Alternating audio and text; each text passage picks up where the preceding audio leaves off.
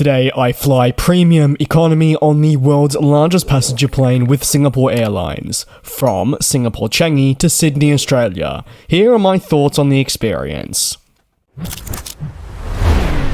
Welcome back to Singapore Changi, where I've just concluded the world's longest flight aboard a Singapore Airlines A380 ULR in premium economy. But my journey will continue as I now move towards the very busy immigration and prepare for my next flight. Here's your hint. I'll be travelling to a country that one of these airlines in frame calls home. Singapore Changi has quite a unique looking airport, and features such as beautiful water fountains and greenery certainly make it come alive. Carpet is present throughout with designer stores, although this might be a controversial opinion, but because of the carpet and the low ceilings, at times the terminal does feel very tired. Changi is home to a SkyTrain, which offers seamless service to specific gates at T3, and look, B9, the world's longest flight, is readying to head back to Newark just like that. Today I'm on SQ231 to Sydney from B4 Terminal 3, again is where I'll be departing from. I'll provide you now with a bit of an overview of the airport. Where I'll be leaving from has several shops on offer and some fishes, which is pretty cool to see. Always a big fan of something like this being included in an airport. Interestingly, to get to my flight, I must actually go through security again into a new holding room with several gates, including flights towards Germany and mine which will be headed to Sydney.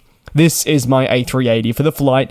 Sadly, it's not that great of a view, it must be said. After arriving at B4 though, I, for the second time on the same day, faced a lot of pushback from staff in the airport assigned to this flight, who essentially did not want to let me on board due to me having a peanut allergy, which I've got to admit was pretty frustrating.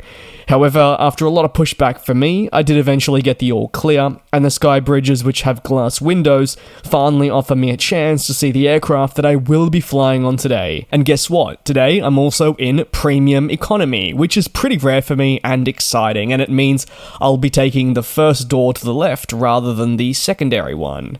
The A380 is a big plane, don't get me wrong, but it really isn't until, in my eyes, you're boarding the aircraft that you really can understand its sheer scale.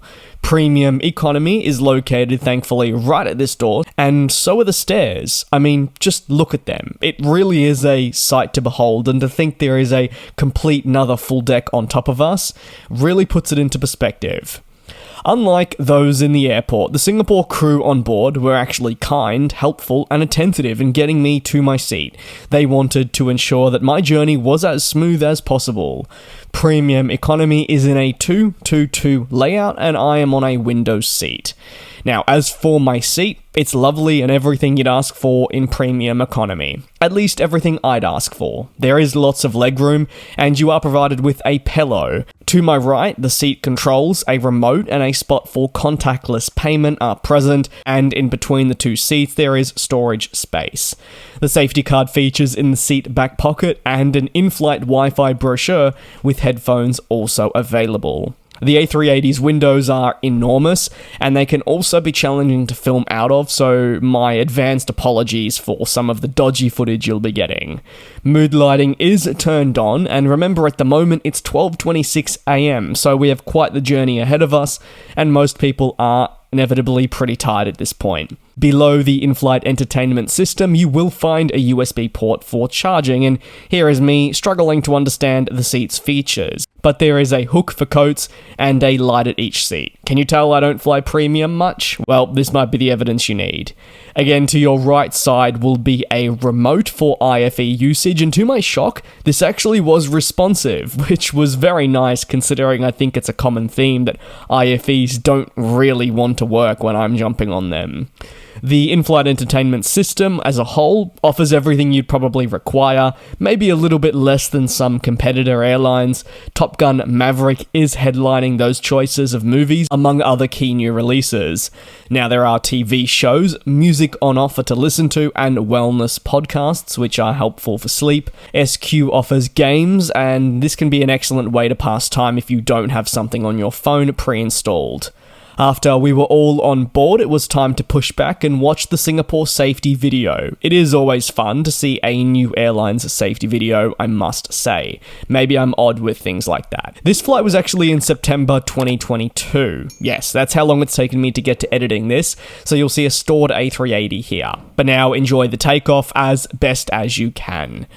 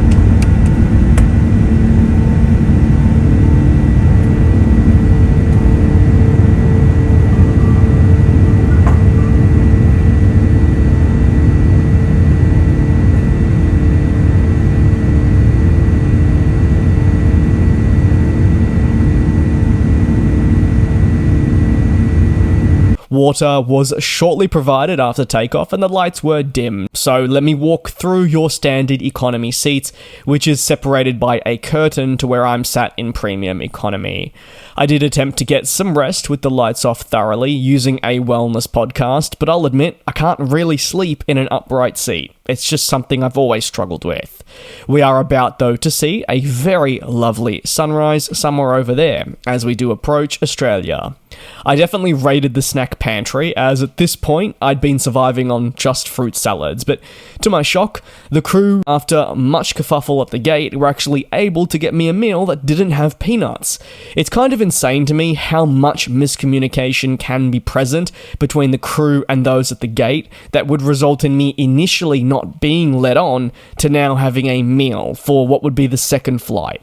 The shades are opened now and we are ready to descend towards Sydney. Have you flown to Australia? Well, this video always makes me laugh. Unlike other countries that will put on videos, say, priding themselves on their home, for us, it's not really like that. It's a pretty full-on welcome or welcome back. Enjoy now some staggering A380 engine views as we do approach. I'll be quiet and come back to you very soon.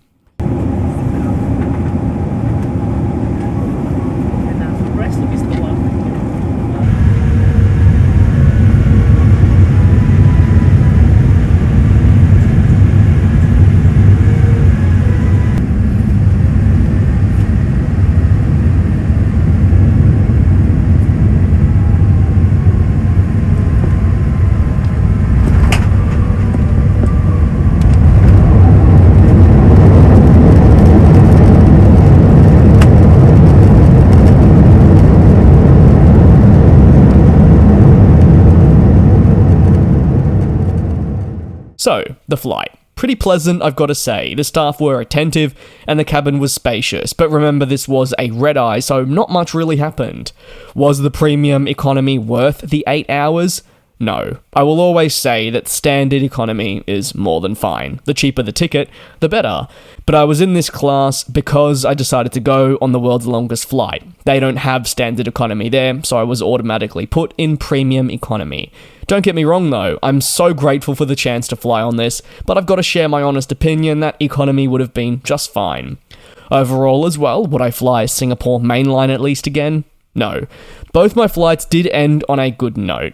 And the crew were nice, but on both occasions it resulted in me pleading to stay on the aircraft at the gate with my allergy. Is the allergy my fault?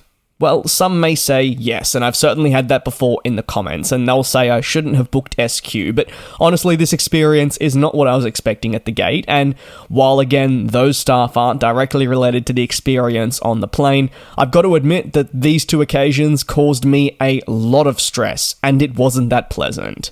That being said, Scoot, Their low-cost brand is actually one of my favourite airlines, so take of that what you will.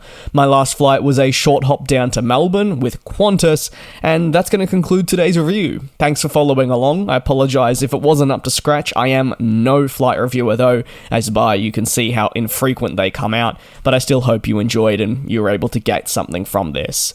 Take care, be safe, I'll see you next time. And we'll fly.